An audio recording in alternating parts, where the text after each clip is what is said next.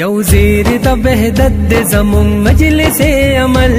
پیغام د محبت د زمون مجلس عمل یو زیر د وحدت د زمون مجلس عمل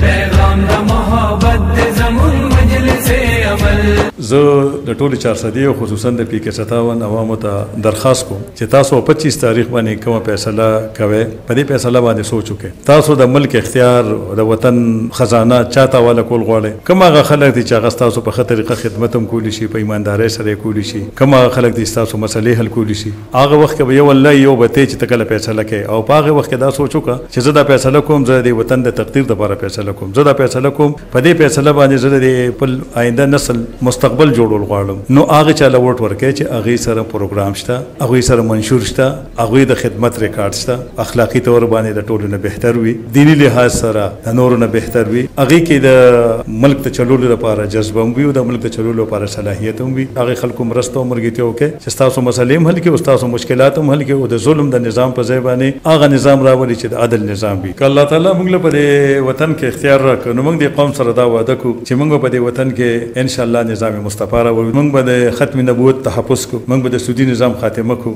ان شاء الله موږ به د عدل او د انصاف هغه نظام راولو چې هر چاته پکې حق ملاويږي موږ به مفت تعلیم خلکو ته ورکو موږ به د علاج سہولتونه ورکو او ان شاء الله موږ به ځوانانو د روزګار بندوبست کو یو په لاهي ریاست دا ځمېداري ده نو ان شاء الله که زموږ په لاس کې اختیار راغی نو موږ به ودونه چې کوم خلکو وس نه کېږي دا غي ودونه ان شاء الله زموږ حکومت ځمېداري چې دا غي له ودونه کوي کاغه رکانو یو چې نه کوی چې کوم کورونو وس نه کېږي موږ به روزګار هم ورکو موږ به خلکو لاري کوسي او دا کارونه کو او موږ د قوم سره دا وعده کوم چې الله را اختیار راکو عوام را باندې اعتماد وکړو موږ به د دوی د یوې پیسې په قیامت کې ذمہ دار زموږ ریوان به دوی بلاسي موږ به نه کمیشن یې او نه به ټیکداران جوړي په کتاب باندې مهروال په دې وطن کې د عدل او د انصاف د نظام را وستل دي په کتاب باندې مهروال د مغربي تهذیب په مخ باندې سپېړه ده زه ټول خلکو ته د اپیل کوم چې په 25 تاریخ باندې کاغه ناری نه دی او که زنانه دي که بوډاګان دي که ځوانان دي نو خو په اخلاص باندې روزي دې لپاره مروزي چې زه وسوک پاس کوم وسوک پیل کوم تاسو په دې سوچو کې چې زما د بچو مستقبل په چا سره دی کوم هغه خلک دي چې هغه زموږ د وطن په خطر طریقه چلول شي کوم هغه خلک دي چې د بچو د مستقبل محفوظ ساتلی شي او زموږ د وطن د لپاره بهتر انداز باندې یو نظام مسر شي چې نظام مو چلی نو زه خويندو ته دا خصوصا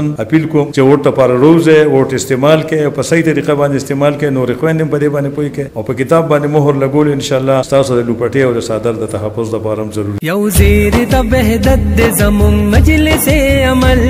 پیغام د محبت د زمون مجلس عمل یو زیر د وحدت د زمون مجلس عمل